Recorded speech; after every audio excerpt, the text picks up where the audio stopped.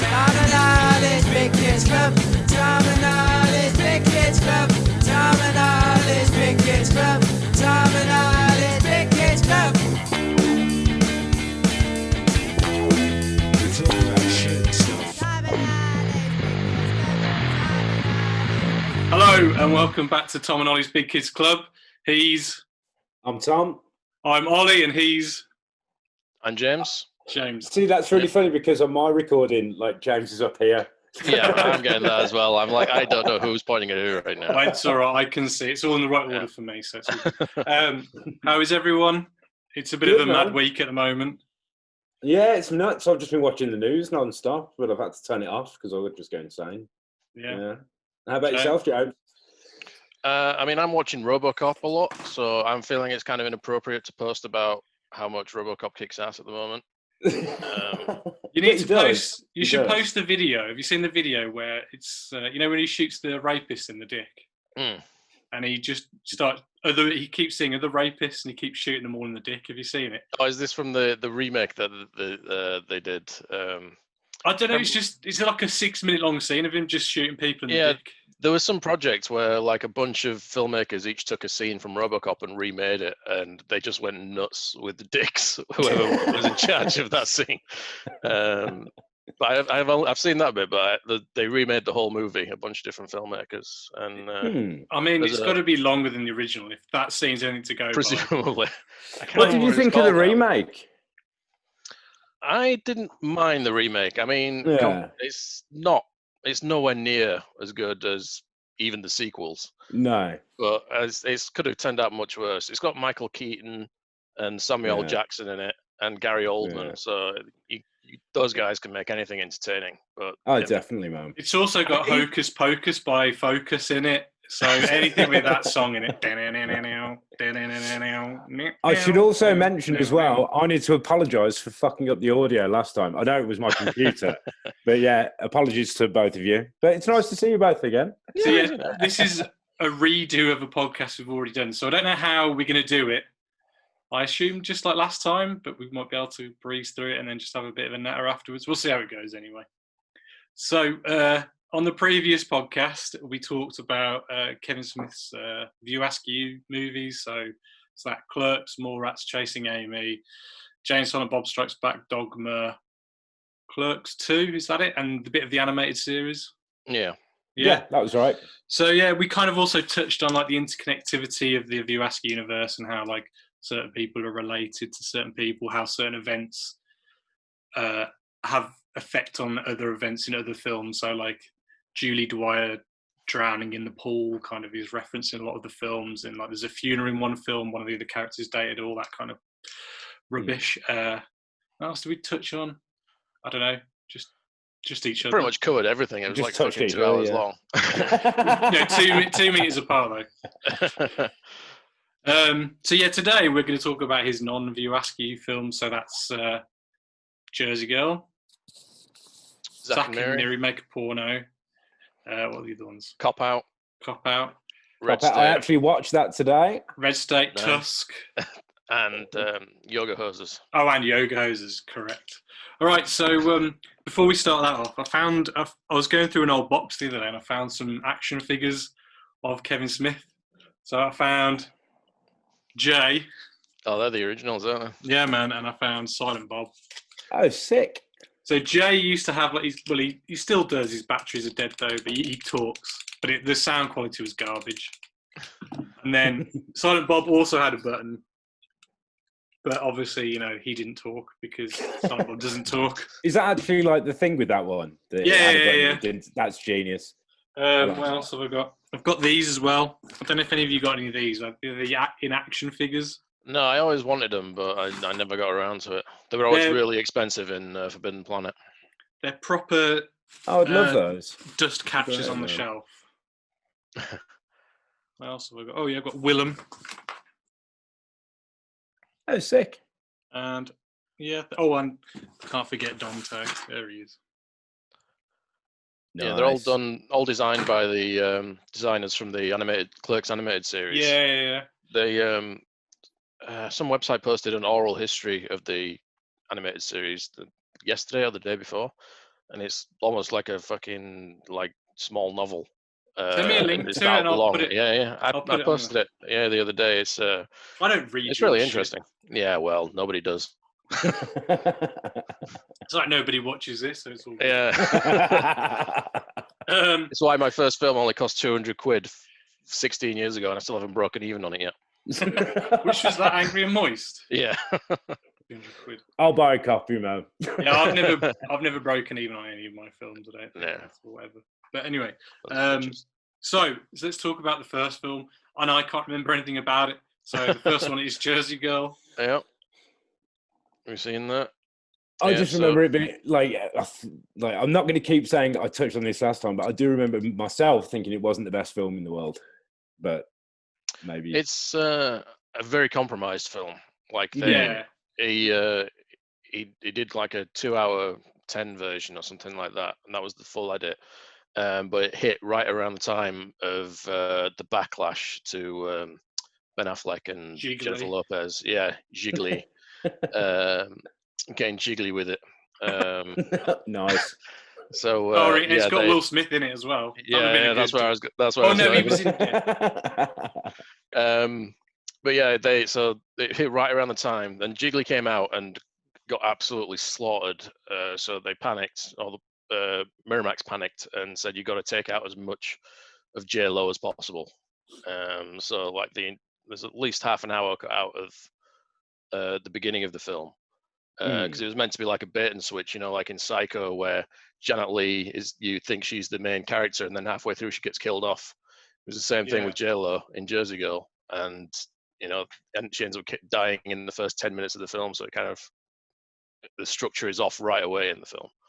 Right. Okay. I did that with my first film actually, Lost in the Headlights. It's like a bait and switch where it's about a band and they're kind of getting successful, and then all of a sudden I kill off the drummer, like after about the 40-minute mark, and then it kind of changes the whole film. But so, is there an edit available to the public of that? Not available to the public. He screened it at his Vulgathon festival at least once. So for anybody who doesn't know, that's like a festival that Kevin Smith's done about, 5 or 6 times, where he just screens his films, that's it, and then probably does Q&As. So if you ever got the Blu-rays or whatever, they usually have Q&As like Chasing Amy and the Clerks, and I've got Q&As from his Vulgathons. So he's definitely played it once there, but there's something holding up. I mean, Miramax rights are a mess in general now. Yeah. But there was some reason holding it up before. It might be music rights or something like that. And also, nobody gave a fuck about Jersey Girl when it came out. Why would they give a fuck about it now? I imagine that's Release the Smith cut. Was it? You just briefly touched on that Miramax thing. So was I watching something like there's loads of things streaming on Amazon that aren't meant to be? Or really? Shit there. I don't know. I mean, that was the case a lot. I mean, there was a whole thing about One Cut of the Dead.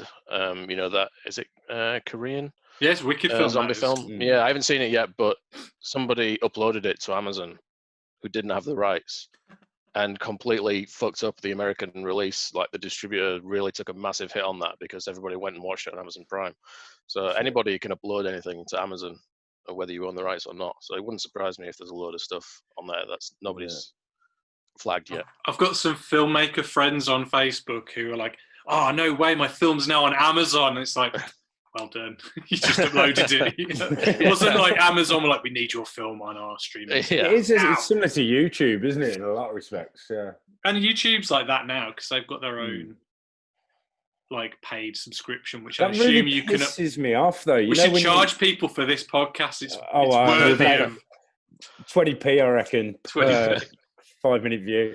But when you're searching for something on YouTube and then like you see something, you're like, "Oh, wicked! I'd love to," and then you click it, and it's like, "This is £10." I find that really annoying. It's like I don't know. This is only available through premium. Yeah, exactly that. Yeah, I get that when I'm at the moment while I'm doing the sound mix for my film. I'm looking on sound effects websites. It's meant to be free sounds, but then you click on it and it's like, this is only available through this certain subscription level. Oh, dude, go to freesound.org. So good. Best website. Yeah, but I'm trying not to. I can't even remember what my strategy was, but there was some reason why I was staying away from free sound. So I just thraped that website. Yeah, I have in the past. There was one SoundSnap that was really good, and that used to be free, and then they've now hit a level where it's like 20 quid for 5 sounds a month or something stupid like that. Well, you have like Audio Jungle or like forgot Premium Beat and stuff, and they've got loads of sound effects and that, and they're normally like £1 an effect or something like that. But or you can get the. To be honest, the sound effects you could probably actually download the preview and it'll work because they've got the watermarks, but because they're so short, the watermarks like don't really affect it. So, I mean, do you have trouble sourcing music for your films? I just do it myself. You just do it yourself. Do you? Yeah. Awesome, man. I'm not a musician, but I just fanny around on the keyboard until I hit something I like. Oh, yeah, but you did get a full orchestra to do one of your tracks, didn't you, once? Yeah, although that wasn't through any kind of skill. I just happened to pay for it. It sounds good, though. It does. I was surprised how good it sounds. It sounds especially competent. since If you ever need any help with the music side of stuff, I've offered with Ollie as well, man, because I want to start scoring some stuff. That's he's very good. Yeah. So yeah, Jersey Girl. I was going to say we've got. Sorry, tangent. So yeah, Ben Affleck's all right, and he's got his feathered, like kind of. He's got his Daredevil hair, where it's a bit kind of like tinted, frosted tips or whatever. But I think Affleck is good in most things. I think Affleck is underrated in general. I think for me, Affleck really hit his stride in the late 2000s when he did when he started to direct his own stuff. So like Gone. Well, he wasn't in Gone Baby Gone, but like The Town and then Argo, Gone Girl, and stuff like that. Yeah. Maybe not Batman. Actually, to be fair to him, he wasn't bad in those. Well, the first one anyway. Justice League, he was pretty bad, but you could tell you can tell in the reshoots where you can tell in the Zack Snyder footage where he's into it, and then it cuts to the Josh Whedon footage, and he's like a bit put on a bit of weight. I don't mean he's put on weight. He probably still looks better than me when he's put on weight. But like you can tell he just doesn't give a fuck. He seems like he wants to be in that film as much as Bruce Willis wanted to be in Cop Out. Wow. Or as much as he wanted to be in Jersey Girl, which he didn't actually do. Did they actually ask him, do you know? I don't. I was going to look into this before we recorded and I completely forgot, but I don't know if it went out to his people and it didn't get to him. I think it might have been a situation like that. Like some middleman said, Bruce isn't doing this, and then never passed the script along or something like that. So I thought it was something like that. So if no one's seen it, Ben Affleck plays like a music PR guy, I guess. And he has a baby with his wife or fiance, whatever she is. She dies during childbirth and then has to raise the child by himself. And I think he's working with Will Smith, like on his career, just as he's like transitioning from the Fresh Prince to doing his solo stuff. And they originally wanted Bruce Willis because he did Bruno, which was his like alter ego, and I think it was meant to be set a bit earlier, like in the 80s or the early 90s. And but then he gets fired, doesn't he, from his job? Because he's getting stressed out because he's having to look after the kid and run this big like PR event, and the crowd is just braying and shouting at him, and eventually he just goes on a massive rant about how Will Smith is like, he's a TV guy, he's a rapper, he's never going to be a movie star, that kind of thing. Well, because it still works, because Bruce Willis was a TV star just then, wasn't he? So Will Smith's not in the first scene, though, is he? You only see him at the end. He's setting up the party for Will Smith, and then he gets fired before, or he goes on the rant before Smith turns up. So who else is in this film? Oh, you got George Carlin plays his dad. George Carlin's always it's good to watch. Very much so. He's you right, Tom? I'm good. Oh, you fact checking? I'm just having a look at my facts. I think a rare dramatic turn for George Carlin. Yeah, that's true. He's good at playing like the grandpa character, I think. And it's definitely like a bit more of a subtle, not subtle, but subdued, not in a horrible way, but like a toned down Carlin, because he's quite full on. A lot of I think that was something he expressed he wanted to do to Kevin Smith. Like he wanted to play a more dramatic, more emotional kind of role rather than all the comedy roles he was being offered, with him being a stand-up comedian and all that kind of stuff. So he really dedicated himself to it. Because I mean, this film is very. I'd say it's probably kind of not autobiographical for Kevin Smith, but it's definitely written because he had a daughter. He had a daughter at that Yeah, age, yeah. like the same age and stuff like that. I always like on the bonus features. Actually, there's a good behind the scenes. Well, it's like just a conversation between Kevin Smith and Ben Affleck, and it's quite a candid conversation actually. Yeah. And it's before Ben Affleck obviously started to take himself, I wouldn't say seriously, but he kind of changed his ways a little bit. Because I was going to say, so he got like I think I mentioned last time, but I won't say that again. He got awarded a Razzie Award for the worst actor for Ben Affleck in this. That's sort of nominated. Sorry, that's really unfair. No, I think the that Razzies are generally bullshit. Like it's all just the equivalent of a fucking angry video game nerd or a nostalgia critic. Just like I know this film is perceived badly, so therefore we will double down on it and just rip it to shit, even though it's generally unwarranted. The nostalgia critic. I'm going to go on a bit of a rant now. Not a rant, but they're annoying videos, and then he does this really cheesy, heartfelt charity pledge thing at the end, and it doesn't mix for me. I'm like, he's a bit like the angry video game nerd, where he's kind of like, this guy's got a character where he kind of wears a t-shirt with a tie, and he just kind of like just calls things out in shit movies or reassesses. Have you ever made films. a movie just out of interest? I don't know, but he's obviously got like a crew that he makes all these videos with. And at the end of the video, he kind of does a charity like drive where he picks a certain charity each video, which is a good thing, but it just comes across as really weird when he's just like slagging off a movie and then all of a sudden he's like, and he becomes all sincere. It's weird. Anyway, I agree with charity. Charity's good. I approve of charity. I approve of charity. I don't approve of nostalgia critic. Yeah, agreed. I'm the right guy. I'm thinking of the right guy. Yeah. Is his name Doug? Something Is he bald with glasses? I think so. Yeah. He's a cock either way. I'm gonna have to look at some of these nostalgia critic things now. Yeah, I'm gonna have to have a look. So yeah, what else was to say about that film? Yeah, Liv Tyler's in it. I like Liv Tyler. She's pretty. Pretty. Yeah. Although apparently Kevin Smith didn't realise until like they were halfway through shooting that they'd already been in a film together. What? Ben Affleck and Liv Tyler. They were in Armageddon. Oh, of course. Yeah. Where they made love in the thrusters of the spaceship. Yes, and used biscuits of some kind. I can't remember. I was going to say it's got one of the best theme songs. Well, you call it a theme song, but every time I close my eyes, I hate that song. What a classic! But I'm sure I don't know if it's in because Liv Tyler's in a few Aerosmith videos. I'm not sure if she was in one of their videos before they even knew they were related. Well, I thought they knew like right off the bat. I didn't realize this was it was a long time that Liv Tyler found out that her dad was Steven Tyler, and I'm not sure if she was in one of the videos before she even found out. I bet she changed her name like that as well, straight into Hollywood right then.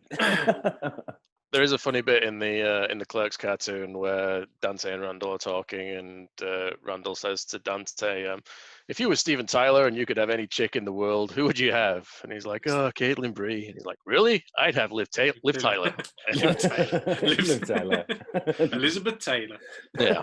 Now. The joke's funnier when you don't fuck it up when you're telling it. All right, that's Jersey Girl then, I guess. What else is there? Oh yeah, there's the American Pie dude's in it as well because it was meant to be Jason Mewes. Yeah. But I think he was like he was on the run, deep in his heroin shenanigans. So was he on the run at that point? I believe so. Dodged the bullet with this one. The only way he was involved was on the commentary track. Because I think they bring him in as an independent witness to ask questions about the production. I bet he was just on the phone to his dealer. Because I think Clerks 2 was meant to be like his, if you get clean, we'll make this. His reward thing. Yeah. It's like dangling the carrot. This and a speedball. All right, so what's next? I guess you got Zack and Miri. Yeah. I really like Zack and Miri. It's good. So Good times. are we going to rate that one, or are we doing that at the end? Go on, what are you going to give it out? What? There you go. What are you Yeah, going to give it nice. out of? What are you going to give Jersey Girl out of 5 then? I'm going to give it a Waggy Award. A Waggy Award. Just thought of that. I'm going to give it a 6 out of 10. 6 out of 10. What do you give out of 10 then, James? I'm going to say 7 out of 10. I really like it, but it does feel like compromised work. Like if we can see the unedited version, it may go up in my estimations, but I think it's solid. It didn't deserve the hate that it got at the time. I haven't seen it in, when did it come out? Like 2003, 4? I haven't seen it since then, so I don't think I can. It's my wife's favorite of Kevin Smith's films, so I've seen it a few times. I was going to say, I mean, especially for you now that you're with child. Yeah. Just waiting for her to grow up and put her into a Sweeney Todd musical number. Although I haven't seen Sweeney Todd, so yeah. I can't imagine the films you're going to get your child to do with blood is going to be. Well, she's making an appearance in Heads Are Popping. Oh, well, she's in the credits, isn't she? Yeah. With her head exploding. Spoilers, baby. So yeah, Zack and Miri make a porno, or just Zack and Miri, depending on. Yes, you got the edited. Is it Walmart cover? I think so. No, it's the Play USA cover. I think whenever I ordered it off. Oh, I thought it was just like an in-store thing. I didn't realize online orders going. Well, yeah, because like there was controversy, wasn't there, with the title, so they had to create all new artwork. You got the album artwork there. I haven't got the album anymore. I packed it away because I thought we were done with this shit. Yeah. So yeah, they made like a kiddie version with stick men kind of posters to advertise the film because they were getting. You can edit it in here, can't you, Ollie? I guess. Hang on, let me try this. You guys riff on the film. That's what I said. Yeah, can we do it? I'm going to do it. It's just going to come up with loads of porn. I know what you like. Talk. I tell you what. So yeah, this was his attempt at kind of a Seth Rogen style comedy. Not Seth Rogen. What's his name? Judd Apatow. Judd Apatow. Yeah. Judd Apatow. Yeah. Yeah. So Apatow was inspired by Smith, and now Smith has gone on to pay homage to Judd Apatow. I think this film's great, though. Yeah, I agree. Hey, there you go. Woo! What else you got up there, then, mate? No, they're all safe. I was just worrying because as you're typing porno into your browser, and you can see your history. But to be fair, when we were trying this out for the first time the other day, I went straight to Pornhub to screen share with him. So yeah, what are your views on this film? I think it's awesome. I think it's one of his strongest films. I think it might be my favorite of the Kevin Smith oeuvre. I think it's really good. Yeah. It's got some forced humour in it for me that feels just a little bit forced now and again, but I do think it's good, and I've always been a fan of Seth Rogen. He always comes across quite natural to me. I say forced in, like, for example, with the owner of the coffee shop, whatever it's called, Bean and Gone or something. Yeah. I find him a little bit forced in it because it's like, oh, you were funny doing that shtick in 40-Year-Old Virgin. Do exactly the same thing now. Yeah. He's done that in everything, hasn't he? I don't think I've seen and it just, for me, else. It didn't quite work. I like the guy who comes in when they're filming the porno and he's like, hug it, chuck it, football. He was in the pilot that Reaper. Yeah, Reaper. He's in the whole series, isn't he? Yeah. He was the sidekick, and he's in X-Files. Tucker and Dale versus Evil. Yeah. There's some amazing spoofs of the Star Wars franchise there as well, isn't there? So what's the? Like the light up dildos and stuff. Yeah, is that the name of the film within it? Star Wars. Star Wars. That's it. Got a nice cameo from Tom Savini in there as well. Yeah. Is he from there as well, or is it just because? No. I mean, I'm not sure where he is based now. I think he's based in Pittsburgh still. Because it's set in the same area that Dawn of the Dead is set. Yeah. Well, they go to the mall during the film, and it's the same mall as. When he's going to go by the TV. Yeah. So I think Monroeville Mall. because me and James met on the Kevin Smith website back when Kevin Smith used to like kind of frequent it before he dropped it to go onto Twitter. There was another poster on there called Gavin at Morrigan, who I kind of became friends with. And he's like a massive, like, if you think we like Kevin Smith, this guy's all about. He owns the wings from. He owns the wings. He's actually the one who sent me that. Oh, is he? Yeah, he's a good dude. But he owns the wings from Dogma that you can put on your back. Yeah, but he basically won an auction to be. I think he's got a part in Zack and Miri Make a Porno, and he's like the TV Isn't he like salesman. A shop guy? Yeah. But he was cut out of the front. I'd be so pissed off if I paid all that money. Wait there, so it was an auction. It's not like a competition. Well, so Kevin Smith's done a lot of charity auctions with props and stuff like that, and he does it with walk-ons for some of his films, and I believe he did a few for this. So I think some people maybe here in the school reunion bit, maybe. And I think I did spot somebody last time I watched it. And then Gavin's the salesman for the TV. I think Craig Robinson's going to buy a TV, but then doesn't buy it because he gives them money to buy the camera to make the porno.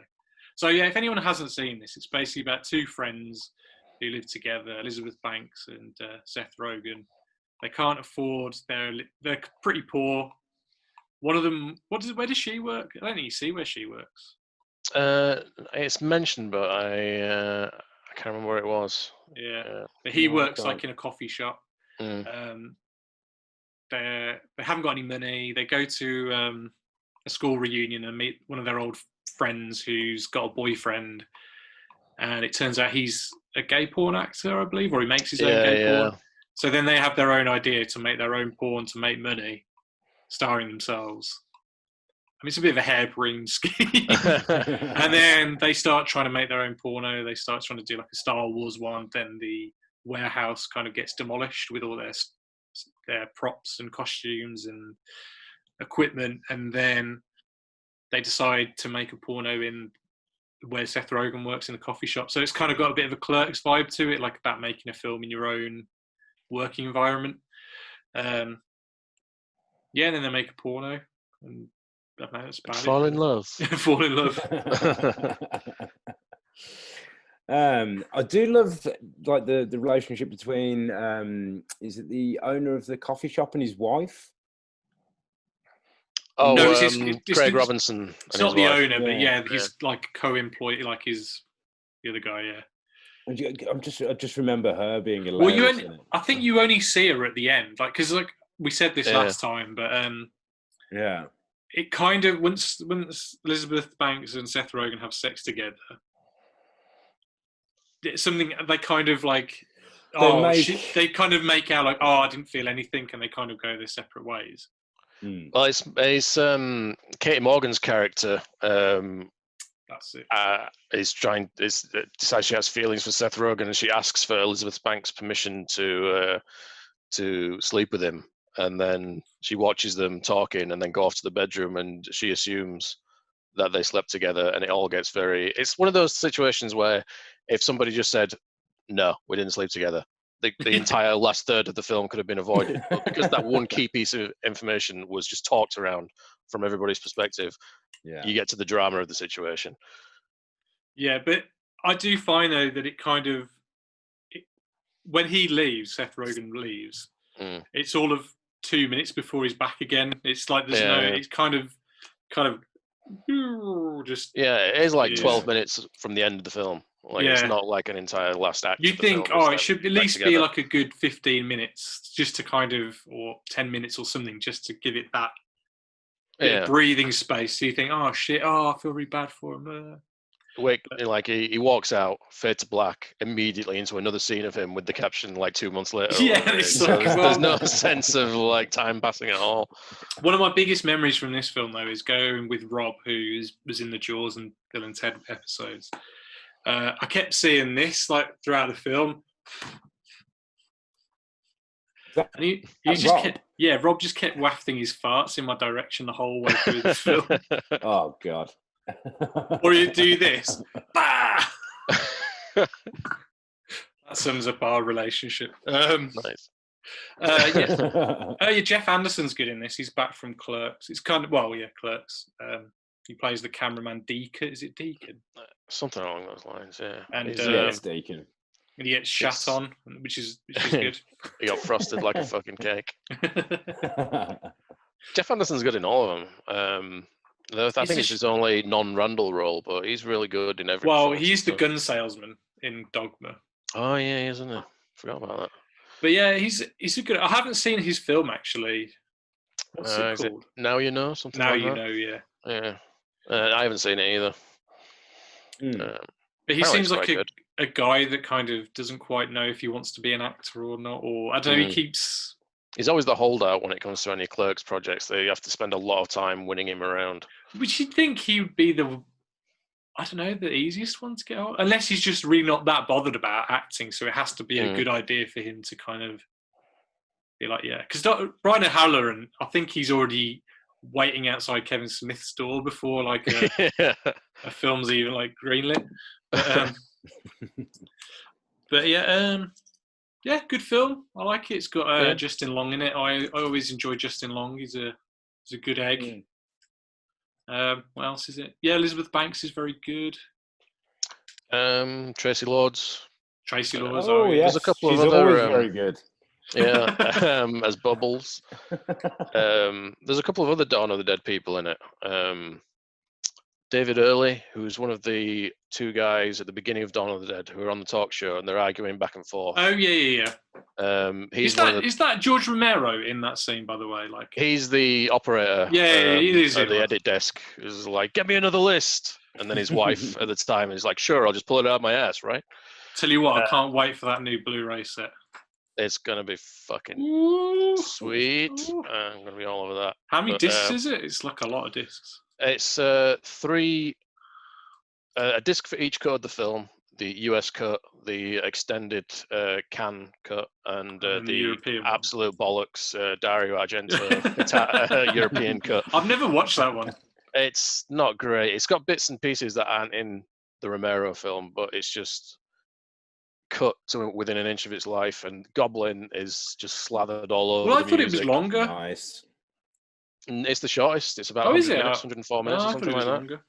No, but it has bits and pieces that aren't in the other films. I think that's where it comes along. So there's a bootleg version floating around that's about 156 minutes or something, which has got bits from each different cut. But yeah, it's got the 3 Blu-rays for each version of the film, and then an extras Blu-ray, and then 3 CDs of the soundtrack, the Goblin score, and all the library music. And then it's got the novelization that Romero wrote at the time, and another book of essays and behind-the-scenes shit. Nice. Did you ever see Goblin, Tom? I saw them at Supersonic. Yeah, they were at Supersonic, weren't they? They were fantastic as well. Didn't you say they just kept wandering off the stage and shit like that? Or no, they weren't wandering off the stage. I was off my face though, and I remember being at the front. Is this old Tom? Thoroughly enjoyed. This was very old Tom. Well, very young Tom. Very young Tom. But I was just at the front, just like headbanging. Got a Goblin Blu-ray. Nice. Oh, amazing. Did you see him? Just fantastic, James? man. No, they were playing in London at one point, like the full original lineup, but I couldn't make it for some reason. And then they were in Sheffield last year or the year before doing a live score with Suspiria, and couldn't make that either. Because aren't they like an ELO where there's like 20 different versions of Goblin? There's the original lineup. The real Goblin. They were originally called Cherry 5, and then they became Goblin and replaced somebody for Profondo Rosso, which was like their first score. And then they had another change in the lineup, and then Claudio Simonetti left. He was considered like the main guy. He was the keyboard and composer guy, and they brought someone else in. So that's another version. And then they all broke up. They worked on Phenomena for Dario Argento, but they insisted on being credited separately rather than as a band. They all got separate credits. And then when they came back, they were all together, the original lineup, for about 5 minutes before they broke up again. And then Simonetti's got his own version of Goblin, and then there's the other members of Goblin who've got their version of Goblin. Then there's also the Goblin Keys, where Simonetti and the other keyboard player from Goblin have their own little band. And then there's New Goblin, which is half of Goblin with another bunch of people. And then there's Goblin Rebirth, which is the other half of Goblin with another set of people. Have they got Children of Goblin as well? They should do that as well. They should do, yeah. Parents of Goblin. But yeah, everybody's all got their little side projects and things, and they're all some variation on Goblin. I'm sure there's a band called Goblin Cox, isn't there? No, that's what's his name? Pinback guy. Is that who it is? It's Rob Crow. Yeah, Crow. his band's called Goblin Cock. It's good. Yeah, because it shows up whenever I'm searching for Goblin stuff on eBay. It's not like Goblin though. Yeah, I didn't think so. It's good though. It is good. It is good, man. So yeah, any other thoughts on Zack and Miri Make a Porno? I'm trying to think. There is one scene apparently, like at the end, where you see Jason Mewes naked. I think he showed Ben Affleck an early cut of the film, and Kevin Smith was like, "Look at the size of our boy's cock," and then Ben Affleck was like, "Dude, he's one pump away from a full erection. He's been fluffing that." But yeah, and his fucking scrotum going down to his kneecaps when he bends over at the fridge. It's like that guy. Who's the guy who plays? I've never seen him in any of the films, and he's kind of got blonde hair. And he kind of becomes Bubbles' his like little bitch and R2 teabag. Yeah, and then when he opens the little hatch, he's got his little testicles hanging out. Yeah, what's his fucking name? Ricky Maybe. Yeah, I've never seen him in anything else. No. But yeah. Everybody's really good in it. There's a good like hour and a half long documentary on that. That's the one good thing about Kevin Smith Blu-rays and DVDs. At least used to be anyway. There used to be like loads of additional bonus material and a good lengthy making of on there. So yeah, what would you give it out of 10 then? I'd give it, in Kevin Smith styles, I'd give it an 8, man. Yeah, I'll give it a 7.5, maybe 8. It's a good film though, definitely a good film. Yeah, definitely. I give it a 9. I'm well on board with it. 9 banger. Yeah. So what's next? Is it Cop Out? Indeed. Which I can actually talk about this one now because I watched it today. Based on our last episode, which was lost to the realms of time. Well, I've still got our video and audio, James, so I can always do it. But there would just be like minute-long gaps of us just going. Listen to this one side by side with the other one, and whichever point we make most eloquently in each episode. Not this one, because I just mispronounced eloquently. Yeah, just redub it over the video of this one. But yeah, I went out and got the Blu-ray. Nice, man. Maximum comedy mode version on, which I haven't watched yet, but I've skipped through, and it's. I think that's like Warner Brothers' idea of like a virtual commentary track. So they kind of have like the filmmaker pops up on a screen and kind of talks about what's going on the screen, and then we'll cut to behind the scenes footage and stuff like that. They're quite like cool, actually. Yeah, it's like a lecture more than a commentary it's pretty track, cool. You see him on screen, he's referring to charts and diagrams and the storyboards.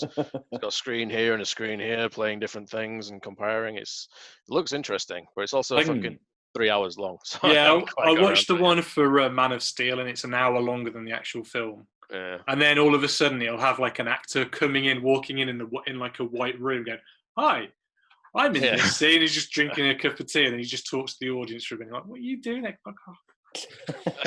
Sean Williams pops up on this one in little vignettes called "Wisdom from the Shit Bandit." Is he in that film? Yeah, he is. He's the shit bandit. I can't even remember. So what's the idea of this film? It's like so it was originally titled "A Couple of Dicks," wasn't it? I've got to get that in there. So you two have seen it recently. I haven't seen this in about 10 years or whenever it came out. So it was. Zack and Miri flopped hard when it came out. Everyone thought it was going to be a massive $100 million hit, and it came out and did Kevin Smith money, as Kevin Smith said at the time. I was incredibly gutted about that, so he went into hiding for a while. Yeah, but like he was fucked around by the marketing on that film, though, massively. Like everybody shat themselves over the title so hard that they couldn't even put it on buses and billboards and stuff. So it was like no one knew what this film was. So it kind of, and then like I know that he kind of like took a 3-4 month sabbatical off Yeah, he completely disappeared off his podcasts. website. He didn't upload websites. People Became a were massive genuinely stoner. worried. Yeah. But then he decided after that, like he just wanted to make something without the stress of like having to write it as well. So he ended up getting this script, which was called A Couple of Dicks and was on the blacklist in Hollywood, which is like the list of the best unmade screenplays going around. And I think it was listed at the top of there, and he got attached to it, and they went and did that. So it must have been head off the heels of his like cameo in Die Hard. Yeah, I mean, it tells the story on one of the Q&A DVDs how after Die Hard came out and all the hype had died down, Bruce Willis called him and said they should look for something to do together. Yeah. So what did you think of the film then, Tom? I thought it was good. Like from the opening scene, I was just like, is this going to be any good? Am I just about to have my life sucked out of my body?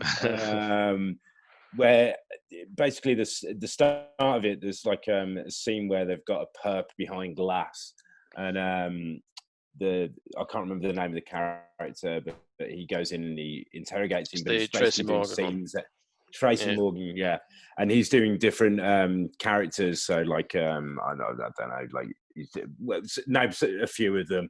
There's well, like, he's starting off with cops, like he's quoting famous cops from movies, and then it just descends into various other movies. So he's like, nobody puts baby in the corner. And do you know what? I started like I was like, I'm in. Okay, I can do this. And it was like, if I can imagine this being made in a completely different style and making millions and millions of pounds, like from the script. But it is done in that Kevin Smith style, and I liked it for that. I thought it was great. So you think if it had a bit more panache to the actual filmmaking? For me, I was watching it and the editing sort of lagged a little bit. I think you could have chopped quite a lot out of the film. Did Kevin edit it? Yeah, he edited. No, but I think that's the thing with. He's quite tight though at editing. Normally, he's quite good at trimming stuff. I don't know. Or do you find opposite otherwise?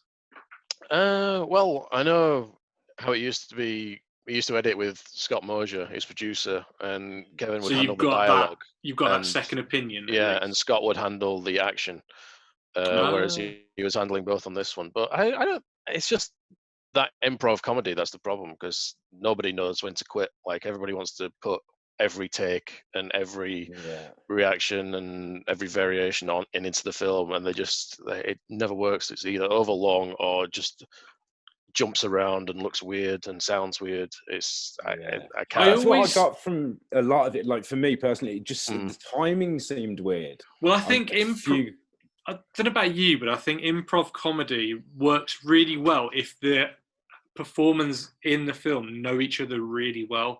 So like those early like Ivan Reitman films with Bill Murray, Harold Ramis, Dan Aykroyd, and all that, because they all to either Second City or they're on SNL, so they all knew each other's kind of how to bounce off of each other. And I guess even like the Judd Apatow crew, they knew like Seth Rogen, Jonah Hill, all that. Like they kind of know each other's like how to get the best out of each other's. Whereas if you get Bruce Willis, who he's been funny in films, but he's not a comedian. No, you get Tracy Morgan, who is a comedian. He is a very good comedian. But you put those two together, and you got Tracy Morgan trying to throw throw stuff, battering him with the comedic lines, and seeing which one he reacts to. And he's probably not the best at bouncing it back. I mean, there's a scene within the film where it's right at the start as well, and it is in that where like he breathes on the glass, and I can just imagine Kevin Smith directing him to do it, and he draws a cock like Bruce Willis, and he's like this with it, and I was like, that doesn't feel. It made me laugh, but I was like, it doesn't feel right. Do you know what I mean? Just feels a bit forced. You mean? It felt really forced. Yeah, it feels more Kevin Smith than Bruce Willis. Yeah, and you can see like Kevin. I can imagine Kevin Smith in the background going, "This is fucking genius," and just Bruce Willis's face, and as he walked into camera, I should say, just like fucking changing, just hating him. But I really enjoyed the film though. Like that all being said, there was definitely a heart to it anyway. I thought it was quite good. Yeah. I mean, I can't remember a thing about it. I remember Jason Lee was in it. and he I plays. completely forgot he was in it. And when I he's last going watched to it. marry his ex-wife. No, he's the Bruce Willis's ex-wife's. Yeah, that's it. or He's something like that. He's the stepdad to second Bruce Willis's husband. daughter. That's it. So it's Yeah. the daughter who's getting married. And he Yeah, plays it really well, being a smarmy shit as well. I think he did that quite well. I do miss Jason Lee though. He was always a highlight in Kevin Smith's films, and I kind of miss him. Apparently, according to, because Kevin Smith released a commentary track for Jay and Silent Bob Strikes. No, not Strikes Back. Reboot. Yeah. Apparently, Jason Lee hadn't acted in about 5 years prior to being in Reboot. Like, it's been a long time. I mean, What's I he can't been remember. doing? Oh no, he was in the Chipmunk films. But that's about it that I can think of. But that probably was about 5-6 years ago. The last one of those. Yeah. When But was the last even My then, he Name wasn't is Earl, acting that then? much. Earl finished before 2010, maybe. It's like 2009, 2010. Yeah. Okay, and was I that think like the it last started thing he was about really known 2004. Yeah. What's that, Tom? Was that the last thing he was really known for? Or He did another show anything called else? Memphis Blue, but I think it only lasted like 2 seasons. Yeah. Okay. And then I'll tell you what though, who's the other guy who's in the Alvin and the Chipmunks movies? It's the guy who plays David Cross. David Cross. He's got some interesting stories from being, like, he pretty much was like forced to do some of those Chipmunks movies, and he was not happy about being in those films at all.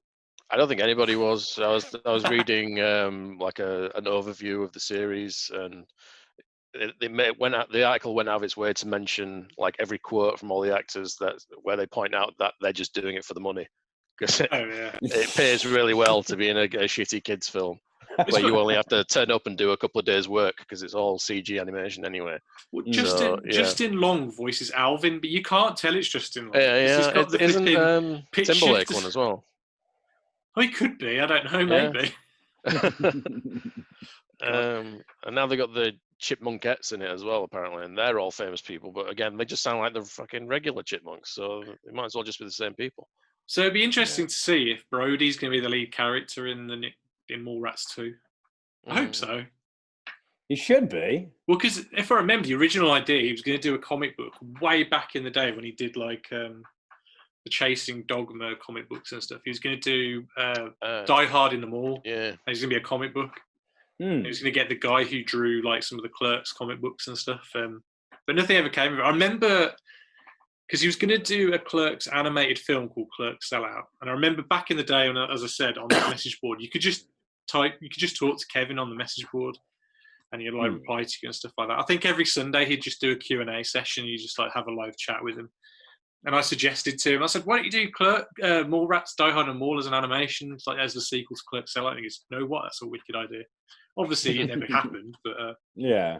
There's actually footage of Clerks Sellout, or like the test footage, and it's like a lightsaber fight with Jay as Luke Skywalker, and I think Bob's Vader, maybe. But yeah, it's cool. Sean William Scott's in this as well. Did we mention that just? Yeah, he's the shit bandit. Yeah, the shit bandit. Yeah. I've enjoyed his character as well, man. I know he's just pretty much playing what he's always played, just like a goofy idiot. But I've always liked him, man. I thought I liked him. Role Models was a funny film. That's one of I love it. I think that's one of my favourite films, to be honest. I think that's fantastic. The kid in that film is genius. You know, the kid who like keeps swearing and they keep like. Well, that's a highlight of Cop Out as well. Sorry? The kid. That's a highlight of Cop Out as well. The swearing kid. Is it the same kid? I don't think it's the same kid, but Tracy Morgan punches him in the dick. I was going to say, punches him in the dick. Yeah. You don't understand me, Jim. I'll fuck a little kid up if he punches me in the dick. No, it's the kid in Role Models, though. I just love the scene. Yeah, he's like, he's trying to get, what's his name? Sean William Scott's trying to get him into Kiss. Oh, man. And he's like, he's playing, he goes, I didn't think Jews could rock like this. And he goes, nah, they couldn't. That's why they're going to wear the makeup. It's been a long time since I watched it. I mainly remember like the cosplay stuff at the end, the big battle. Oh, it's because they do like laughing, isn't it? Yeah, and they dress up as Kiss. Genius. Oh yeah. Yeah, I do like that film as well. Cop Out. Yeah, and the score as well. The score by Harold Faltermeyer, who did Beverly Hills Cop, Top Gun. I did notice the score actually as I was watching it. Is he quite synthy? I can't remember. Yeah, it's funky as hell. Yeah, it is. I've I got mean, it he's on my obviously phone. updated his musical software, or like obviously Yeah, a little analog bit. stuff before. But you can tell it's him, man.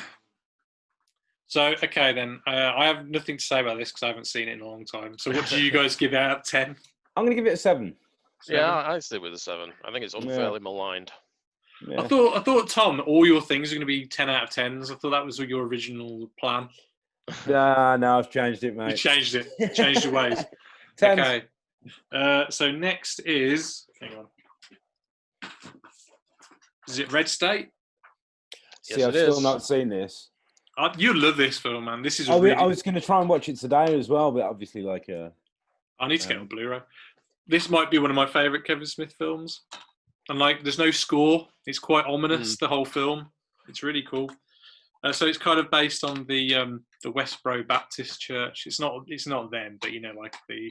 They are mentioned in passing. Are they mentioned in the in film? Yeah, just to differentiate, I imagine, for legal reasons. Going, yeah, that's those guys, but these are these guys. So, are they like? I don't know what their stance is in this film. What are they like? pretty much the same. I think John Goodman says at one point, like, the Westboro Baptist Church are loud but harmless, but these guys are like gun nuts and Second Amendment people. So they've got a stash, so they're more likely to be classified as domestic terrorists, and that's their whole justification for the second half of the film. Yeah, because if I remember, it starts off with a bunch of kids. Oh yeah, so I think the mother of the family, she kind of has what's the word? Like a honey trap. Honey trap, or like a catfishing kind of thing, where they kind of bring these kids in and they punish them basically, I guess, by killing them, I assume. And so they lure in these kids, and I'm guessing it's been a while since I've seen this, but the authorities find out that this is happening, and then John Goodman's called because he doesn't turn up till about halfway into the movie. Yeah, it's a cop, because the kids sideswipe a cop on the side of the road, and they track the car to the compound where they're all hanging out, and then through a series of circumstances, the cop ends up getting shot in the face, and that's what triggers the whole second half of the film. Because it's like a standoff, isn't it? The whole second half. Because if I remember though, John Goodman's first scene, he wakes up in bed, and it's just a long 10-minute long, just his end of the phone conversation. If I remember, and it's very exposition heavy. If I remember, yeah, it's done quite well, I think. Yeah, because it's John Goodman. John Goodman's good in everything. I was going to say I've not seen this film, but anything John Goodman's in, I'm game. Yeah, it's like Flintstones is a shit movie, but he's awesome in it. Do you know what I mean? Don't call Flintstones a shit movie. It is a bad film, but he's really good in it.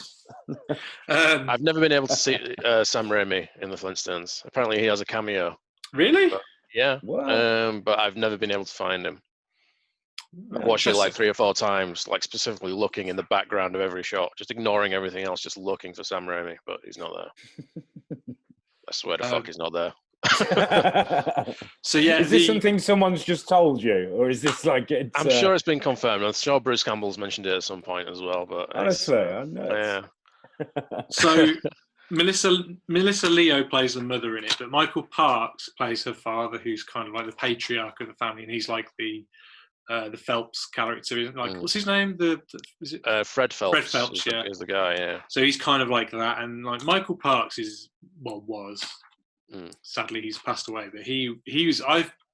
Anything he was in, he always put his like 110% in. He was fucking fantastic. Even in his like little cameos in Tarantino and Rodriguez films, because his character, if I remember, kind of was shared by those two. Yeah, with his son James Parks, who's in this as well, isn't he? Oh, is he? Yeah, he's. I think he might be the son.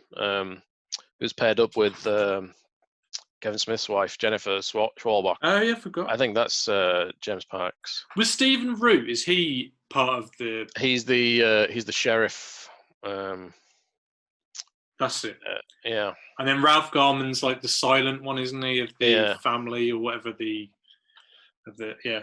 So like heavy. So Ralph Garman does a podcast with Kevin Smith called Hollywood Babylon, I think. He's like a radio host or something like that. I think so, yeah. He's a DJ of some kind. Yeah. He's also in Jane Silent Bob Reboot. He's the guy who says out loud his credit card number on the phone. So yeah, what was I going to say about this film? I was lucky enough to go and see a screening of this, sitting next to. Well, I didn't actually sit next to Kevin Smith's wife, but I was invited as her guest. Oh How yeah. did that come about? Oh, I've never told this story to you guys before, so let me tell you. So yeah, as I said, I used to be on the website, and Jen had her own like thread that people could chat to and stuff. Chat to her, and I was known on the board for just doing drawings of people and stuff like that. And then Jen was like, "I want a drawing of me," so I did a drawing of her as like a superhero. And next thing I know, it's on T-shirts and other paraphernalia and stuff like that. And he started to sell my artwork, Kevin Smith did, as on his website and stuff. And I was like, is this legal? I don't know if this is legal. And then I found out he was coming to Birmingham to do for the Red State tour, because that's how he promoted the film. So I'm sure James could probably elaborate on it better than I can. But at I think Sundance, was it Sundance? He was going to sell the film. Yeah, he advertised it as an auction. He was going to take bids on the distribution rights to the film. So everybody came in expecting to be able to bid on it at the end. And then Kevin Smith gives this big rambling speech about the state of Hollywood accounting and the prints and advertising budgets and all this kind of stuff. And then he says, he gets his producer up on stage and said he's going to open the bidding. So his producer says, okay, what's the first bid? And Kevin goes, $20, sold. And he basically, that was his way of saying, I'm distributing it myself, and annoying every distributor in the room, because there was a big like baseball game or football game on at the same time. And a lot of people skipped that because they thought they were going to be able to go get a money-making venture. And yeah, he really fucked off a lot of people. I think this was during his Wayne Gretzky loving era, because he had a hockey stick on stage with him and stuff, didn't he? Yeah, that was like an actual Gretzky stick who somebody contacted him to say they had, and he hired them a plane or he got them a ticket. He basically paid them to come and give it to him like minutes before he went on stage to do this whole auction thing. So yeah, so I'd have it with him. So as James said, he was going to distribute the film himself. So what he did was like a road show where he'd book a cinema out and do a Q&A and charge a lot more for a ticket. So like, say £50 or whatever more, like for a ticket as opposed to your usual £5-10 a ticket, because he'll do a Q&A. So he did one in Birmingham, and I tried to get tickets, but I couldn't get one. So I wrote on the website, boohoo, couldn't get a ticket. And then Jen just messaged me saying, I heard you couldn't get a ticket. Do you want to be my guest? And I assume this is probably because they took my artwork and started to make it as T-shirts and stuff. But, did you ever see any money from that or anything? No, I got a few T-shirts, but the ones they sent me, I'm not even joking. They were XXXL. I'm not a small guy, but I'm not that big. I'm a medium to a large T-shirt kind of guy. You're going for that cholo look, aren't you? Caroline put the T-shirt on her, and I'm not joking. It came down to her ankles. It's that big. It was huge. I was like, no one can wear these T-shirts. But I guess that says something about majority of Kevin Smith fans that maybe they're of the larger persuasion. But so yeah, I got invited to the screening. I got to sit in the little VIP area. Jen wasn't there, and I also made like a little, because I make my figures and stuff. I made a figure of the picture I drew of Jen. So I made like a little figurine of her in the superhero pose, because a while ago, a few years before that, Gavin, who we just talked about earlier, he commissioned me to make a model of Kevin Smith, like with a hockey stick and all that, to give for his 37th birthday. So Kevin's got some of my artwork already. So I thought it'd be a nice little companion piece to go with it. So I made that for them. I was like, oh shit, they're not here. So I've made this fucking statue for nothing. But at the end of the screening, this girl came up to me and she goes, are you Ollie? And I was like, yeah. And she goes, I'm Kevin's PA. As soon as the film finishes, follow me. Well, as soon as the Q&A finishes, follow me. So, you watch the Q&A. It's really empowering the way he talks about filmmaking and just do it and stuff like that. I'm not going to go into it, but he kind of gets your blood going in a good way, going, yeah, I'm going to fucking make a film now. And I used to have another podcast. the Friday Film School or something, where he would take a bunch of like film students. Yeah. And he would like basically have a Q&A with them, and that got a lot more technical and kind of actual filmmaking-y rather than the oh dude, what's it like seeing Jason Mewes' balls and the kind of questions you get at his regular Q&As. But I think I think we may have alluded to this last time, but his Q&A stopped being more about people coming up and asking questions, where it kind of got to a point where he would take one of the questions and kind of mold it into his own little big speech or like 2 hour long thing that he wanted to talk about, so people really did get to ask questions in the end. But I don't even think he pretends anymore. No. I literally think he just goes into the material on the last DVD I watched, the Silent but Deadly, I think is his last one. So anyway, I follow Megan, his PA, and she puts me into a taxi, and as I'm like coming into the taxi and I look up, Kevin's just sitting in the back of the taxi, and I was like, hello. So I got to have a nice conversation. Pulled out a gun. Yeah. I need your clothes, your boots, and your motorcycle. So yeah, I had a conversation with Kevin. I mean, my heart was racing the whole way through, so I really don't remember much of it. I remember asking him how because like the one thing we haven't mentioned about Red State as well is on the last day of production, on the production wrap party, he screened the film for the cast and crew, which is so like he edited the film during night. And I was like, so I said to him, how do you have the stamina to film all day, then edit at night and still get a night's sleep? How do you do it? I can't remember his answer. I remember my question. And then he was like, oh, do you want any more of those T-shirts? I was like, no, you're all right. I do remember that.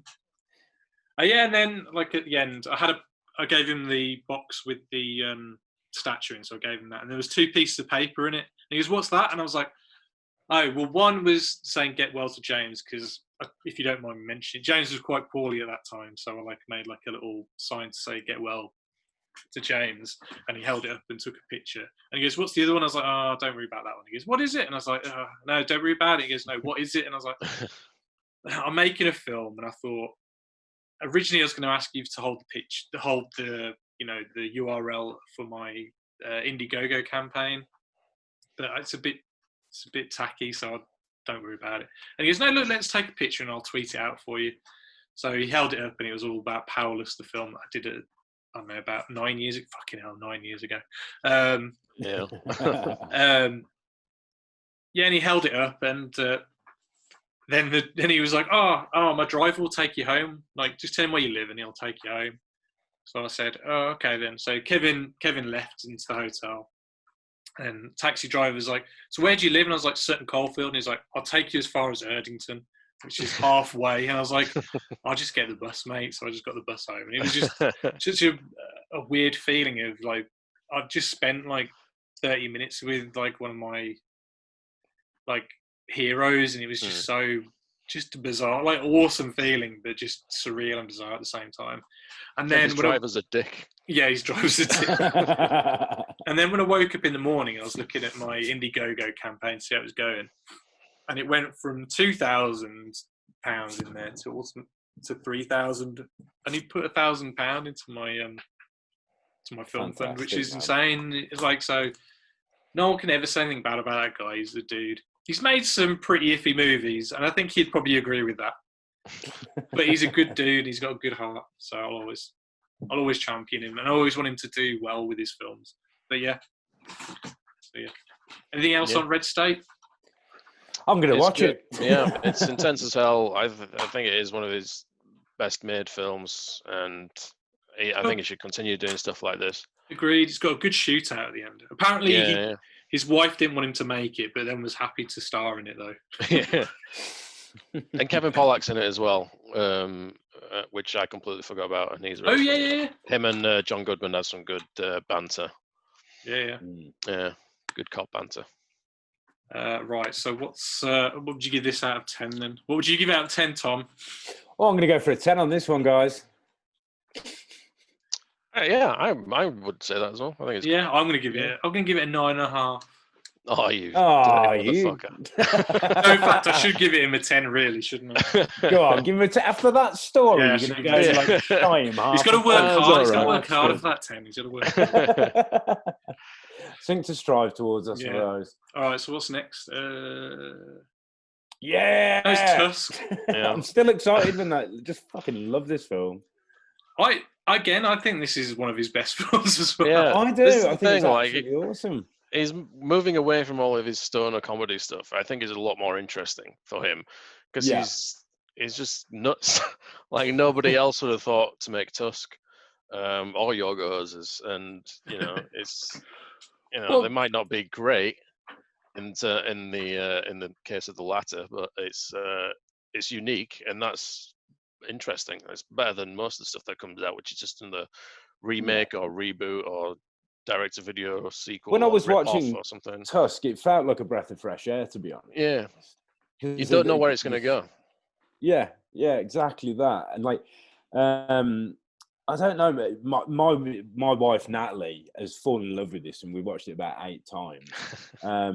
Like, there's that sense of humor, but like there is a foreboding darkness to this film as well. Like, skipping to the end of it, when he's in that. Do you want to do like a walk through the movie before we carry on talking about this, Ol? Because you've been doing that. Well, yeah. So I guess this is about a podcast. I'll just say I am still listening, but my computer's about to die, so I'm just going to plug it in. All right. No worries, man. So yeah, it's about. You can correct me if I'm wrong, but it's about a podcaster who kind of like goes looking for interesting stories. That's right. Yeah. And for somehow he ends up meeting Michael Parks, who I don't know Well, what his original guy falls through that he was going up to Canada to see. That's it. So why does he go and see Michael Parks then? What's Well, he goes about into him? the chap who he was going to see has actually died in an accident. Oh, yeah. I'm trying to remember what the accident is. It's something to do with the sword, isn't it? Oh yeah, it was the Star Wars kid. Star kind Wars of video. kid. Yeah, he ends up dying, so he turns up and they're having the funeral of the kid. He goes to a bar and he's a bit of a shit guy, the podcaster, and he's basically picking up chicks. But he goes Justin Long, yeah. Justin Long, yeah. He goes into the bathroom and he sees basically an advertisement saying, "I want someone to come and live with me. Come and listen to my stories." I can't remember how it's worded, but I've just remembered you mentioning, wasn't it your friend who actually wrote this? So it's not my friend. So basically, one of my best friends, Jackie, she lived in Brighton for a while, and she had a flatmate called Chris, or a roommate called Chris. Chris is a bit of a prankster, and he wrote like about a story about a portal that appeared in Brighton that kind of made the news. And he also wrote this story about a guy who lived on a deserted island, but only had a walrus for a friend, and he's now moved back to Brighton, and he's got an apartment, he's got a spare room, and he's willing to let this room out so long as whoever, for free, so long as the person who moves in is willing to dress up as a walrus for like 2 hours a day and pretend to be his walrus friend that he misses from his deserted island.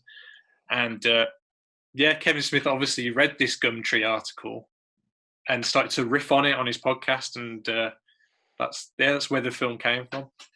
And then eventually Chris then wanted to get in contact with Kevin Smith because he's like, well, this is my idea.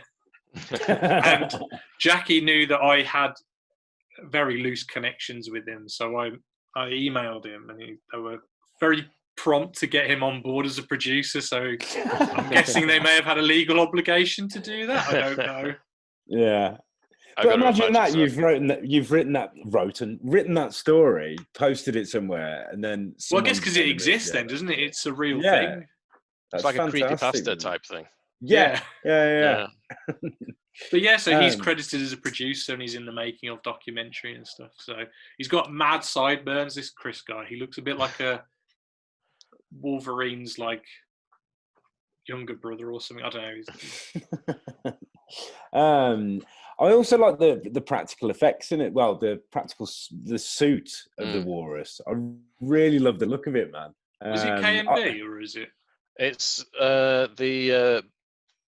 the K of KMB, Kurtzman. He's kind of gone off on his own. So KMB doesn't exist as a company anymore? Well, Nicotero and Berger still call themselves KMB. Oh, okay. Kurtzman isn't really involved anymore, I don't think. I can't remember what Kurtzman calls his company, but yeah, he was Kurtzman who's was in charge of all this, the Tusk suit. Okay. But it does look cool though. Yeah. It's quite Yeah, I think sad at that's the end awesome, when man. you see. So yeah, so Ah. go carry on with your Yeah. plot then. Not me plot. I've lost the plot. No, it's just it does feel sad in some points. Like for such a silly movie, like it does pull at the heartstrings. So at the end, he's obviously he can't be turned back. I thought they were going to turn him back. Well, you haven't even told the audience, our 3 people who listen to this, what happens to him. I thought you do the plots, dude. I'll just pull out a little bit. Basically, this Michael Parks wants to turn Justin Long into a walrus. So he goes through. So it's a bit like I guess, Human Centipede, like. It's like Misery meets like Human Centipede. Yeah, where he like slowly turns him into. Because at first they're just having a conversation, like Justin Long is just like listening to all his stories, like an entranced grandchild listening to Grandpa, and suddenly he passes out and he wakes up and he's got no legs.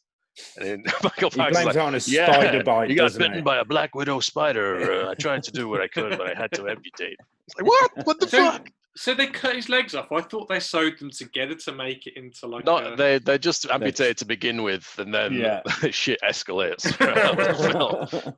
Escalates from fucking appendage. Because I remember Justin Long sitting in a wheelchair for a while with like a.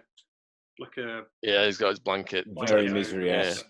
Yeah. It's quite sad at the end where he like kind of takes on being a walrus at the end, doesn't he? And he's like, what's the end quote? Isn't it something like? I know that there was a whole thing about going full walrus. That's it. Like when we have an argument now, we go full walrus on the argument. The fight is great when Michael Parks puts on his walrus suit and they talk about that on the podcast, like that was the big finale of the podcast, and I'd completely forgotten about it when I was in the cinema. And when just a close up of Michael Parks just jumps into frame going in his Tusk suit. I was like, it just killed me. I wouldn't be surprised even if in the podcast they were saying it's Michael Parks is the guy that does it. I wouldn't be surprised. Quite possibly. It's been a long time since I listened to it. Because Kevin Smith started on the DVD actually. Podcast. Because Kevin Smith started to look at all this Canadian, because it's a Canadian film. It's part of the first part of his Great North trilogy or something like that, which is this Yoga Hosers and Moose Jaws.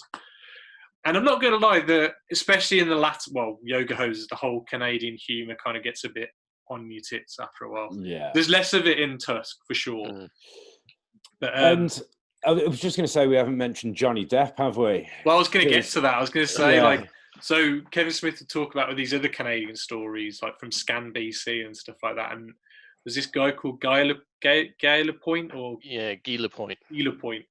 and they kind of created their own character for him. And then, as you say, Johnny Depp plays him in the film. Which I didn't realise for the first 4 times I watched that film.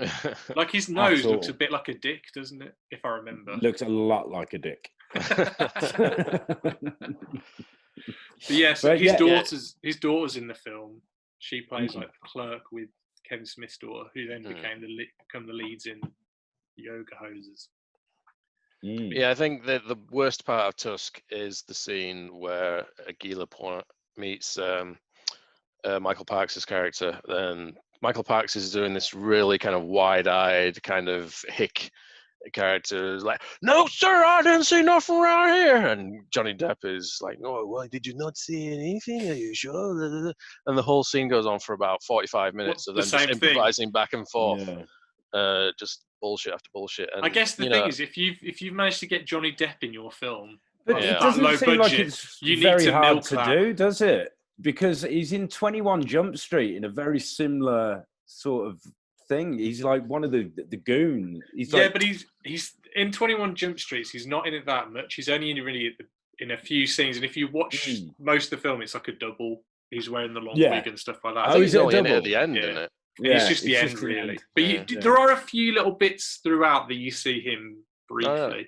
But through most of the film, when you see the biker gang, I think like a double.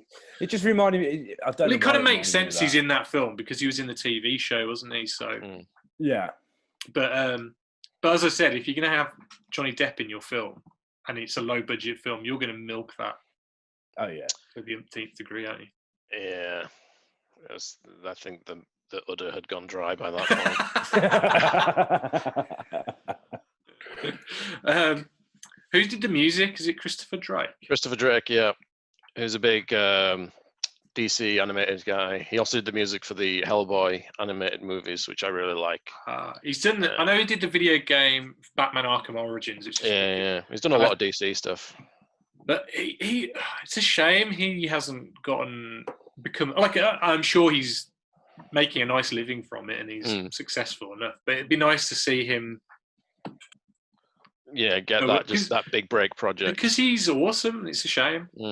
But, yeah, there's a lot of composers that are like that. Bear McCreary was once that guy who was constantly working on just under the level of like cracking the big time. He had 900 shows on TV, but he just wasn't getting the feature play. And now he's scoring Godzilla movies, and he's suddenly exploded. And it just takes that one project to get it going. Well, he did the score for God of War, didn't he? Yeah. Which is phenomenal. Have you heard that score for God of War, Tom? I've played it, man. But that music is amazing. It's so epic. It's awesome. But yeah, it's not Christopher Drake. He didn't do that. No, but it's the same thing. Like doing video games and TV and stuff like that, and it just takes that one filmmaker to support him and get him onto a big project, and then he'll explode because he's really good. Yeah, massively. Yeah. Any other thoughts on Tusk? Oh yeah, we forgot the kid from Sixth Sense is in it. Oh yes, yeah. Haley Joel Osment. Yeah. With his tiny face. Yeah, little Forrest Gump. He was Forrest Gump Jr., I think. He's a proper case of bless him. Bless him. Bless him. What would you give it out of 10 then? Do you know what? I'm going to full on 10 again. Yeah, I love that film. I think it's fantastic.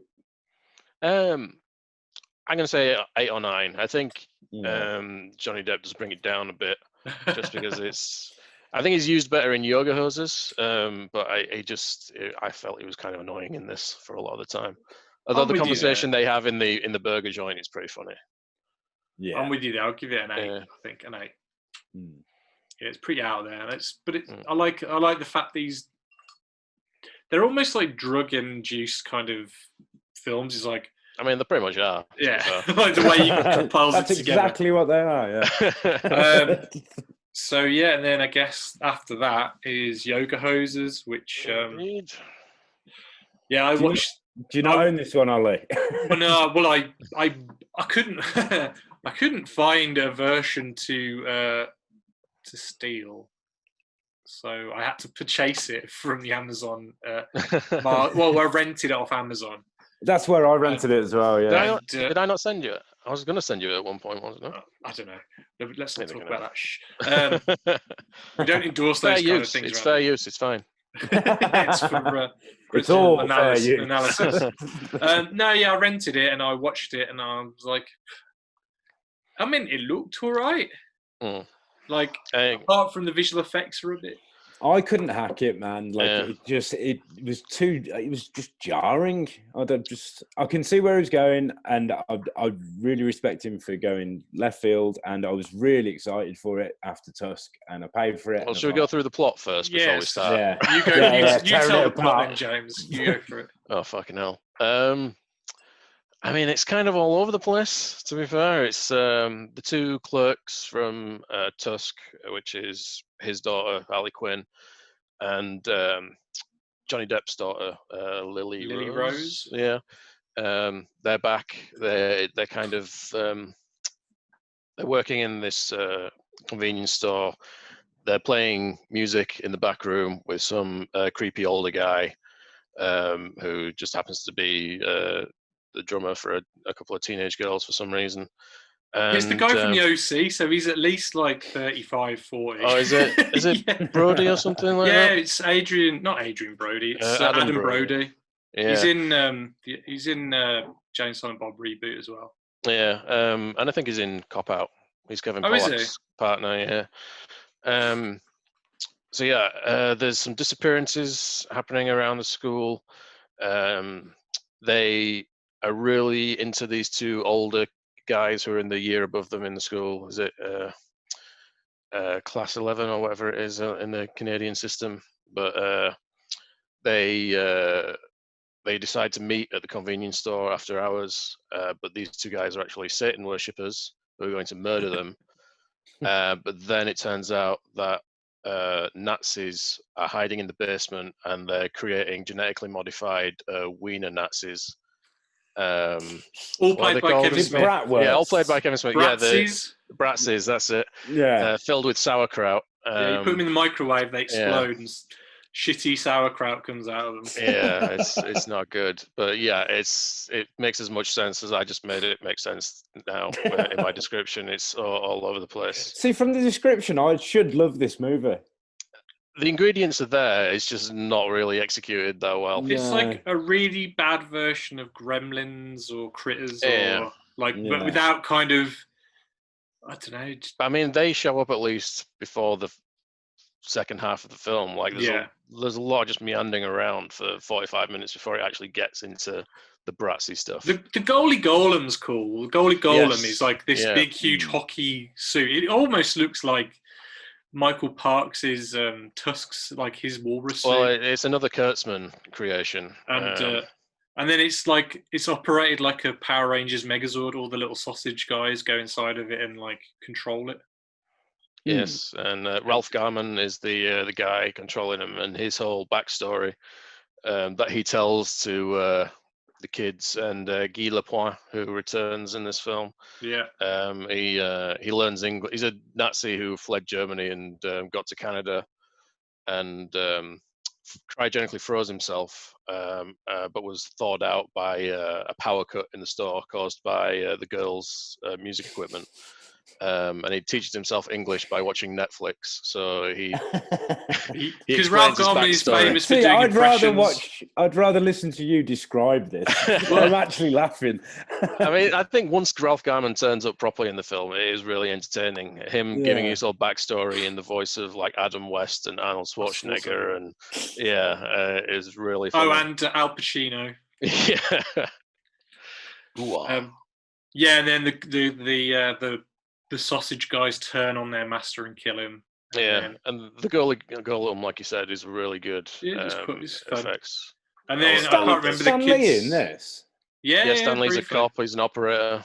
But it just takes so long to actually get going, and even then, it's still not great. Those text animations on screen as well. Well, it's like he saw Scott Pilgrim and thought, well, I've got like Scott Pilgrim cost $60 million to make. I think Yoga Hosers probably cost about $2 million. It's like under 5, definitely. You know, they try and do like the on-screen graphics and stuff like that. I mean, theirs is more like an Instagram kind of thing, where it kind of explains who the characters. It's almost like a character title card kind of thing, but it just looks a bit naff. Yeah. It's got, the sauerkraut. And then it's the fact that they throw like retro arcade music on it, and it's like these kids not even played retro arcade, so why is that sound effect? And then they're in a band, which Scott Pilgrim's in a band, so there's a lot of crossovers with that. But again, this is all created by stories that they spoke about on their podcast. But the Tusk episode was the last podcast that I listened to, because I had to bail out of the podcast. I think I discussed this last time. Yeah, because it was just taking up every fucking waking moment of my life. But the Tusk one was the last one, so I never heard the origins of Yoga Hosers. Although I think there is a snippet of it during the credits, like there's a Tusk. I do think Scott Mosier's really lacking on some of these films. Like, don't get me wrong, I do like some of them, but I think I like Scott Mosier. He's a good dude. He's a moderating influence, I think. Yeah, and like the guys who produced Red State were 3 of Harvey Weinstein's lackeys, and they were the ones who I think helped get Clerks bought by Miramax. Yeah, but do you know what they called their production company? No, go on. Oh, I didn't tell you this last time either. They're called the Harvey Boys. Oh. John Gordon, he was like a Miramax exec at the time. Yeah. Wasn't there a guy called Tusk as well? Yes, I think he Yeah. was an acquisitions guy. Yeah. I was don't think just he's good at it. quickly looking at this. I've got my wiki up. Where is it? So it was reviewed, and they said the film was a fiasco, blaming self-indulgence and laziness, leading to Smith combining what clearly is two great loves in his life, family and making terrible comedies. It's a beautiful thing when a man is able to fuse his personal and professional life in this way. It's just a shame the result is borderline unwatchable. Yeah. Is this the AV Club? Yeah. Yeah, I think I remember reading that. His films, like, you know, James and Bob Reboot was really self-indulgent, and I do think this is self-indulgent, and I do like the fact he gets to make films that he wants to make. Yeah. But Yeah, I also think it's a shame, like, because he was going to do Green Hornet. I don't know if we mentioned that last time. Yeah. But he kind of He bottled out of it, didn't he? Yeah. And it's a shame that he kind of like let his insecurities get the better of him and didn't want to try, and he went smaller instead, which is not necessarily a bad thing. I think sometimes you can go big, then you do small, and you go big and small. That's what. Well, that's what happens. Like when you're in Hollywood long enough, it's like with Brian De Palma. He was making like $100 million Mission Impossible, Mission to Mars, and then they got to the point where he had to go to Europe to get like a $5-10 million budget, and it's the same with Kevin. Like he was too good, he was too unique for Hollywood, so he had to go to Canada and get $2 million to tell his fucking walrus story. Hollywood's always about the new guy, the it guy, the guy that's kind of. Do you know what I mean? It's like sometimes people have their like expiration date on being able to do big films, I guess, or unless unless you're Steven Spielberg or Christopher Nolan or Peter Jackson, like you're, you know, who can probably like ask for what they say. I'm making this movie. And they're like, how much do you want?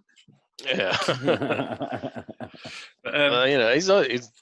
I mean, 30 million is what Kevin Smith makes, and you know that's been consistent, like since what 99 with Dogma. Well, His I don't films have know. pretty much made 30 million theatrically, so that's been pretty consistent, and he knows he can get that money back. Well, I guess it's hard to quantify with his last few films though, because like there've been these roadshow releases, but they always keep going. Oh, his screen averages are incredible. And I'm like, yeah, because he charges £70 a ticket because he does the Q&A. That's why it's so expensive. But you know, that's the thing. Like he is right in that, you know, these companies spend double the budget on, or they end up doubling the budget by spending so much on prints and advertising. So well, I think his films now make money back now before they're even shot. So they make like so the budgets are that low. They can afford to work that way. They'll make their Netflix or Amazon deal or whatever, you know, whoever's got the rights to it and stuff like that, and they'll make their money back. Yeah, so if he was making Jersey Girl now, there'd be nobody to tell him to cut out the first 40 minutes of the film because he'll have made that money back already. So he can do what he wants. Yeah, exactly. Sometimes that's the way to go. Yeah. I'm trying to think what else. Is there anything else interesting to talk about of this film? I don't think... Well, it's the second in a trilogy, isn't it? I suppose it's not the same film. But should we rate this one and do the trilogy? Like talk about Moose that's coming up? Moose Jaws. Moose Jaws. I'd give it a 3 out of 10. I don't think that's being kind. I'm gonna give it a -10 because I'm giving everything all 10s. I'd give it a 5. Yeah, I mean, it looks all right. He's actually he started to put more effort into it. Like, you know, like we said last time with Mallrats, like there's no depth to any of those shots. Everything's shot against a brick wall, or like it's very, very flat film. Like at least this one's got some depth and a bit, you know, like people aren't like this next to the wall or whatever. I don't hate it. I just find it aggressively mediocre. Yeah. I mean, he made it. I like the fact that he made a film for his daughter and people his daughter's age at that time. So he made a film for 18-year-old girls, and that's not a bad thing. Yeah, I guess it's not for me. I don't know if many 17, 18-year-old girls enjoy it. Who knows? We'll have to ask them. I'm not going to ask them because then I'll get in trouble. I just go up to them on the street. What do you think of? I'll tell you what, when important Broad sociological Street's back research. Open, we'll go with a coffee and just go to a few bars, mate. But yeah, so this Moose Jaws one, like I'm not going to say it, but when we spoke about this last time. Were you saying it's something like a Jaws sort of spin-off, or It's basically Jaws with a moose instead of a shark. Like I'm moose, I down. didn't realize how big mooses were. Like I saw a video of a guy driving in Canada, and he's just filming like the sidewalk, and then this moose just walks to the side of him. Yeah, and it's ginormous. it's like the end of The Mist. Have you seen it? Yeah, it's massive. Yeah, like, I don't think it's that one, but I saw a video of somebody like panning across all these different creatures, and then it stops at the end, and there's this moose that's towering about 8 feet above all the other creatures. Ginormous. But yeah, I mean, I don't know when he'll get around to that. Originally, I'm sure he said James and Bob were going to be in that, and it was going to be Bob's death. Bob dies in it. I didn't remember any of this. I know in the last couple of days there's been articles saying that he's written Jay and Bob out of it. But has he? That kind of makes sense now. Well, now the fact that it was a whole separate thing. Well, now that he's finally doing Clerks 3 and Mallrats 2, he's not going to want to kill off. And he's done the reboot, which I think reboot was originally going to be Clerks 2 and Mallrats 3. What's he? Does anyone know how he's? Did you say it's 30 million he's made off that already? Off the reboot? Well, I don't know about now. Back in the day, like it would make 30 million theatrically. That was pretty much a guarantee. Dogma, the original Jay and Bob, Clerks 2, they all Jersey tapped Girl. out at 30. Yeah, they all tapped out at 30 million. So that was. I think and then made a lot more on may have DVD. made 40 million or something like that. Yeah, but that had a quite a high budget though. Yeah.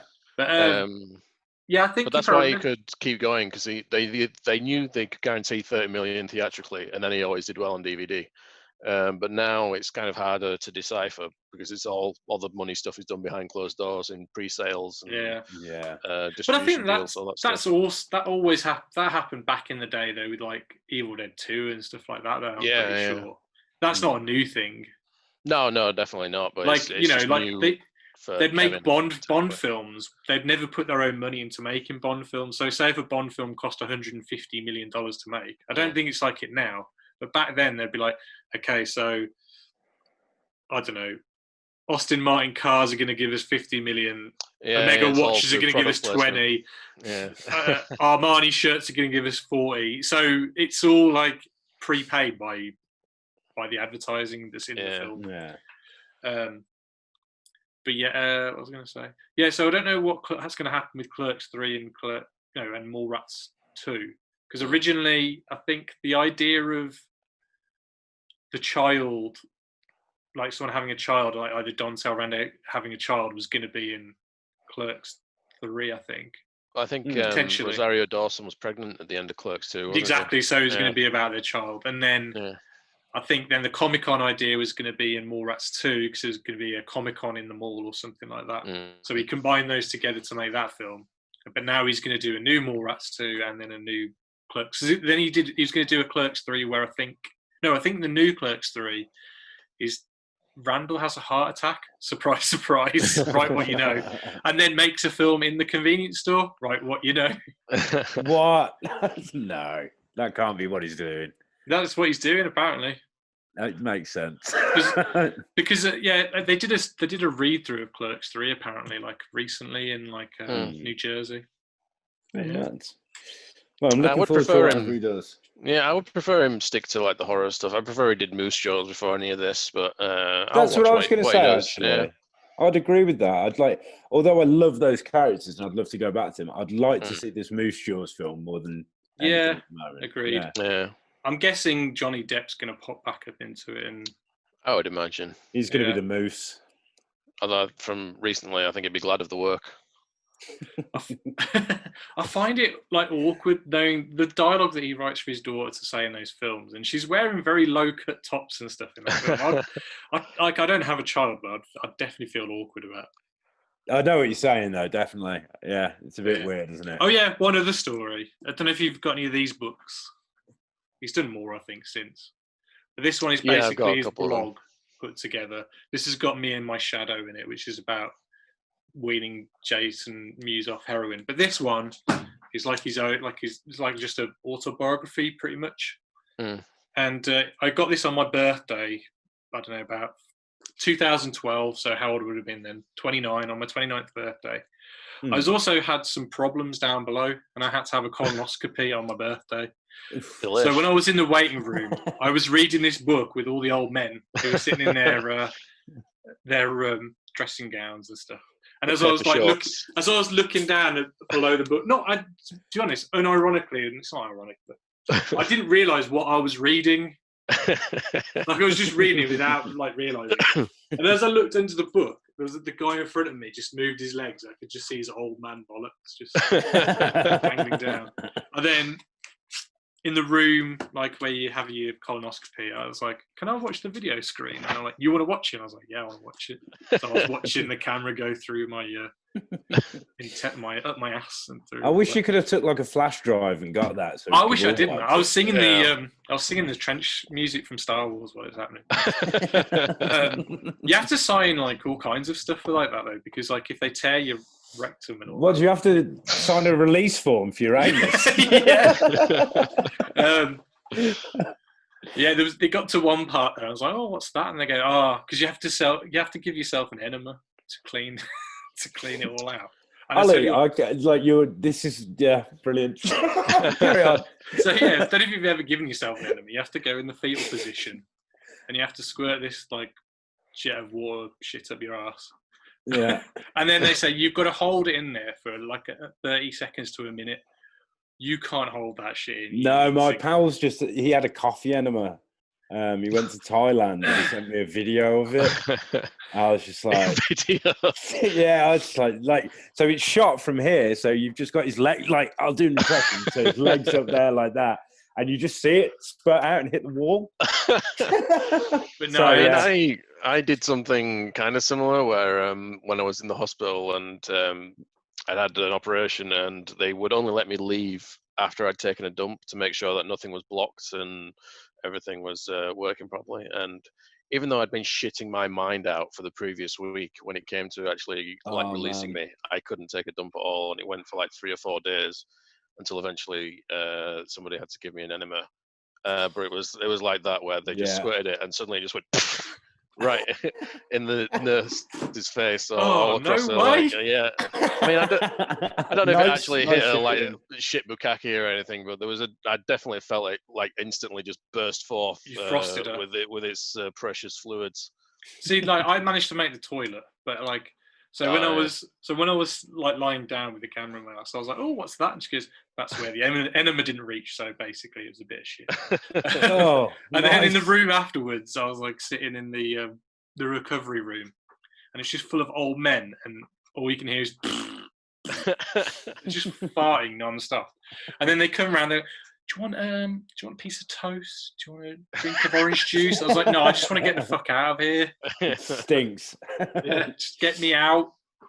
Well, on the notice of getting the fuck out of here, I must go. Yeah. Tom's always the one to be like, I've got to go, lads. Got to go. Sorry, lads. Right, hang on, before you go, we've got to sign off. So, James, where can people find you? Untamedaggression.com is my main website. That's where all the stuff is for all my work across the years, music and films. My current project is at headsofpoppin.com. That's all specifically about Heads of Poppin, behind the scenes, trailers, clips and shit. So what are you on Instagram? Untamed Aggression. Yeah. Send him nudes and pictures of your poo and he'll rate them. Yeah, definitely. Yeah. I'm all about the poop. As always, you can find us on Instagram. We're on Twitter. You need to use that Twitter more, Tom. I need to do something with it. I don't know what I'm doing. We're on Facebook. We're on Apple Podcasts. We're on Spotify. We're on YouTube. Yeah, so please rate, review, and subscribe. Share it with your friends. We appreciate everyone who listens, all 3 of you. So yeah, we'll see you on the next one. Goodbye. Goodbye. Hey, good stuff. Thank you for doing that again, James, man. No, it's all good. Glad to be here.